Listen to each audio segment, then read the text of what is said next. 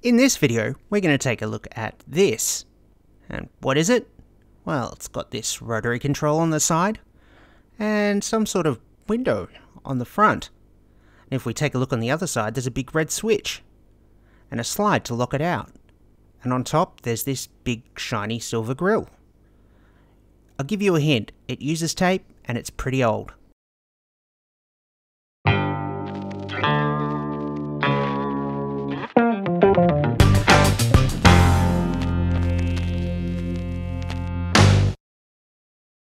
So this mystery object in my hand is actually a vintage dictation device. It was made in the 1960s by the German manufacturer Grundig, and it's called the EN3, with EN standing for Elektronische Notizbuch, or electronic notebook. Now this device is kind of unique. Even though the compact cassette was introduced in 1963, several years before these devices were made, these Grundig units use their own proprietary cartridges containing 2 reels of 1/4-inch tape. Now the combined microphone and speaker unit is removable, and as you can see, it runs on 3 AA batteries. On the side of the unit is this red switch. It's got 4 positions: off, up to record, and then from off down into play and rewind. Now this unit came out in 1965. We can see more details looking at Grundig's tape recording catalogue from that year. In here is a nice picture of the EN3 with a white tape cartridge. This is the base model, not the Luxus, and you can see all the accessories that were available for the unit. And if we zoom in on this, you can see we've got earphones, adapter cables, tapes, cases, and even the batteries. And they even had a tabletop unit that played these cartridges back. Perfect if you needed somebody else to transcribe them for you. This one has a bit of a problem. As you can hear, it rewinds fine, and if we mess with the volume control, you can hear the volume going up and down, so that's a good indication that the audio side of things is okay. But as soon as you release rewind, the tape stops moving. It won't play and it won't record. So let's take a closer look. So we can see a bit better, I'll take off the microphone. I have a suspicion that we may have some aged rubber rollers that are slipping or that have possibly gone soft. And I think I found our culprit. Now zooming in, you can see that this roller has a big indent around the centre of it, and there's also a little divot in there. Now these units move the tape by driving the reel directly. They don't have a capstan or a pinch roller, more on that later. Now if we put the unit into playback mode, you can see that that roller is really quite glazed. This means it's probably going to slip, which it's doing. Even if I just touch it gently with my finger, that's enough to stop it moving. There's no way it's going to have enough torque to move the tape reels. And not only that, the shaft underneath looks really oily. That might need a clean. An interesting feature of this unit is, because it was portable, it appears to have been designed to be really quite rugged. The erase head is a simple permanent magnet, and it's 2-track mono. So this black roller is the part that drives the tape cartridge. Now let's have a look at the tape cartridge itself. So we have 2 reels of tape inside this cartridge. One of them has white markings on, and the other has red markings, which are visible through these little windows. This is sort of like a side A and side B indicator. The tape itself is 1/4-inch, which is twice the width of the tape that you'd find in a normal compact cassette. Now I mentioned before that this tape was 2-track mono. What that means is that the tape is split into 2 tracks along its length. When the red reel is facing up, the audio from the red track is on the bottom and is played back or recorded to by the tape head. The tracks are swapped when the cartridge is turned over. The reels are driven by the black roller we saw earlier driving the edge, like this.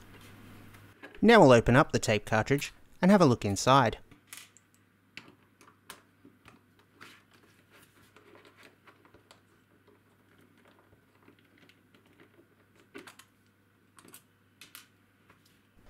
Okay, so there's our 2 reels of tape, each with its own coloured markings on one side. That's visible through the window. And there's a little mirror on the bottom so you can see how much tape is remaining. Under each reel is a little spring steel brake. This stops the reels from spinning too easily so the tape doesn't unspool when the cartridge isn't in the machine.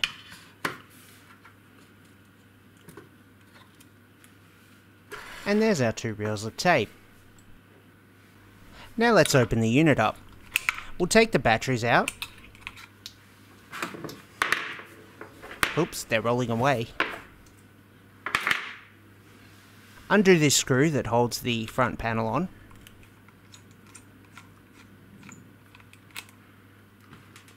And underneath that is this panel, which is for some reason a bit greasy. So next we'll remove that.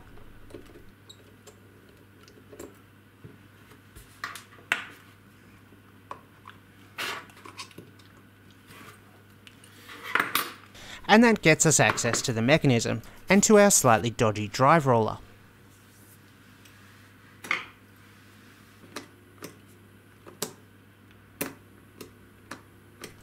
Yep, it's really not working too well. That yellow rubber wheel is driven directly by the motor and is moved down to rewind the tape. Then the small brass roller drives the black rubber idler, which drives the tape cartridge.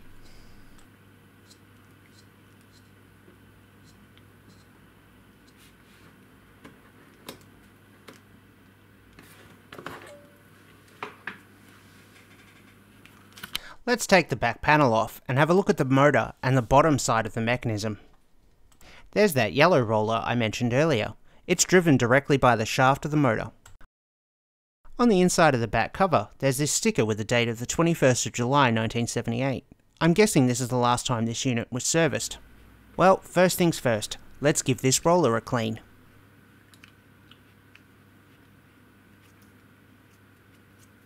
Then we'll get all that excess oil off the shaft underneath.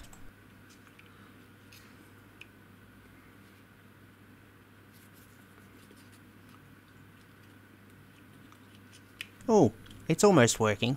The problem is, each time that rubber idler revolves, it stops the little indent underneath.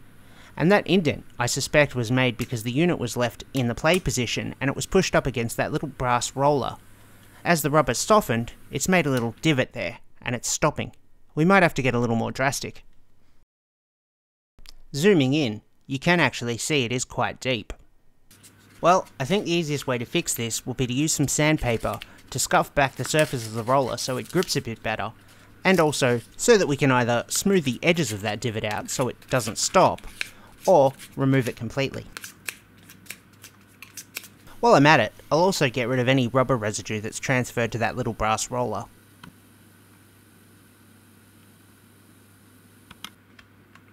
And look at that! Winner winner chicken dinner, as Dave Jones from EEV blog would say. It works! Testing, testing, 1, 2, 3. You're watching The General Purpose Nerd.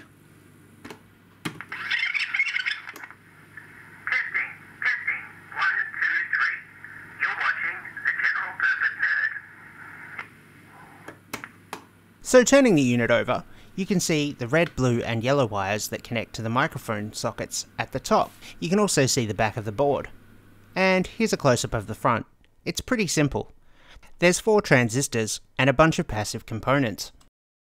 Looking at the bottom of the microphone, we can see the 3 pins that hold it in place. And A, K and E underneath the pins I'm guessing stand for anode, cathode and I'm not sure what the E stands for, but I'm guessing it has something to do with the VU meter option. I'll mention later. Inside, you can see that the microphone is a dynamic unit that doubles as a speaker. It's suspended on foam, I'm guessing to give it a bit of shock resistance. Behind the grille is this black cloth, probably to provide some resistance to wind noise. And this is the microphone head with the inbuilt VU meter, which mine doesn't have. That's what that 3rd pin, labelled E, is for.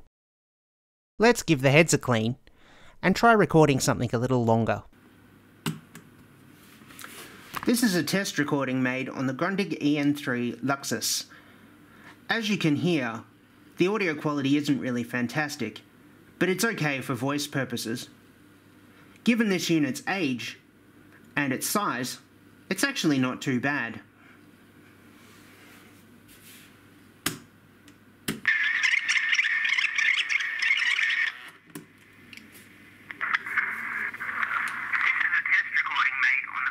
unit's age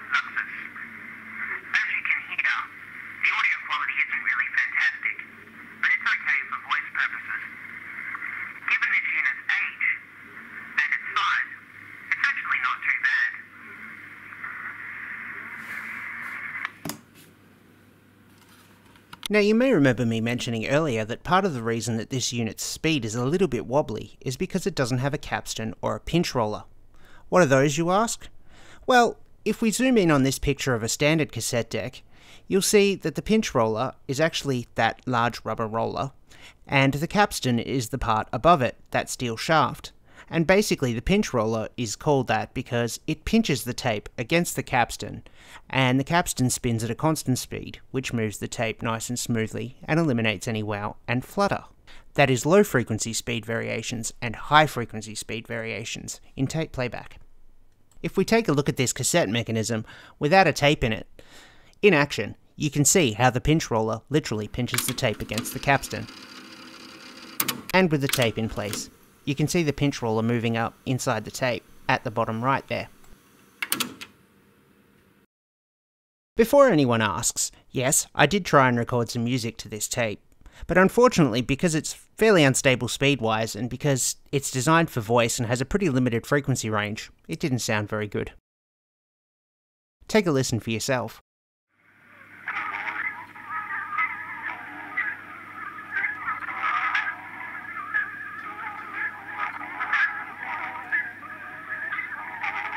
As I'm sure you expected, music on the Electronic Notebook sounded pretty awful. And that's it for another general purpose nerd video. Come back next week for a new one. And of course, Once again, thank you for watching. if you enjoyed watching that video, please click above to subscribe, consider supporting me on Patreon, follow me on Twitter, or visit my website www.thegeneralpurposenerd.com.